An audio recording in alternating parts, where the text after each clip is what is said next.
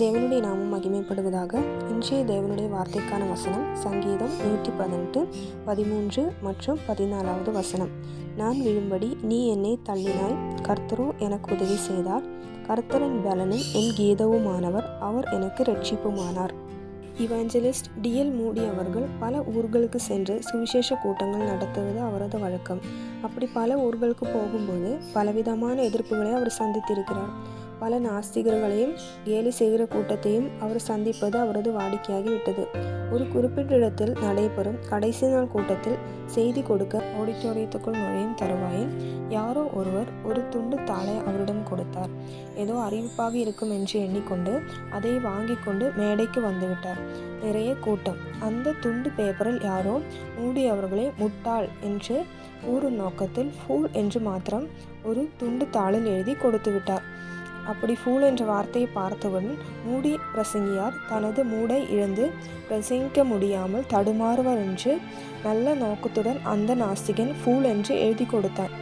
அறியாத மூடி அவர்கள் மேடையில் நின்று ஒரு அறிவிப்பு உள்ளது என்று கூட்டத்தாரிடம் சொல்லிவிட்டு அந்த தாளை விரித்து வாசித்த போது அதில் ஃபூல் என்ற வார்த்தையை பார்த்துவிட்டது. கூட்டத்தாரை பார்த்து பின்வருமாறு அறிவித்தார். யாரோ ஒருவர் ஏதோ ஒன்றை அறிவிக்க விரும்பி இருக்கிறார், ஆனால் அறிவிக்க வேண்டிய விஷயத்தை எழுத மறந்துவிட்டது. ஃபூல் என்ற தனது பெயரை மாத்திரம் எழுதியிருக்கிறார் என்று சொன்னார். மூடியை மூடவுட் ஆக்க துண்டு தாளில் எழுதிய மனிதன் இப்பொழுது மூடவுட் ஆகி அங்கிருந்து நிச்சயமாக வெளியேறிப்பார் என்று நம்புகிறேன். இப்படி தாங்க நம்ம வாழ்க்கையிலும் நடக்கிற சின்ன சின்ன பிரச்சனைகளோ சின்ன சின்ன விஷயங்களோ நம்மளை பல இடங்களிலும் பலவீனப்படுத்துவதுண்டு. நாம் ஆண்டவருக்கு பிரியமாய் அவரோட வழியில் நடக்கும் பொழுது, அவர் கூலியம் செய்யும் பொழுது இப்படி தாங்க சத்ரு ஏதோ ஒரு விதத்தில் நம்மை பலவீனப்படுத்த ஆலோசனை பண்ணுவார். ஆனால் நாம் அதை தூசியை போல் உதறவிட்டு கடவுள் கொடுக்கிற ஆலோசனையிலும் அவர் நமக்கு கொடுத்த தரிசனத்தில் தைரியமாக முன் செல்வோம். கர்த்தர் நமக்கு கேடகமாயிருது.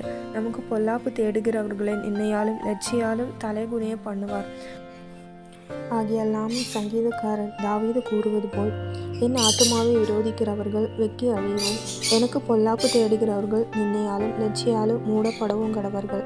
நானும் எப்பொழுது நம்பிக்கை கொண்டிருந்து மேலும் மேலும் உம்மை துதிப்பேன் என்று சொன்னது போல நாமும் தேவனை துதித்து நம்முடைய ஓட்டத்திலே சரியாக ஓடுவோம்.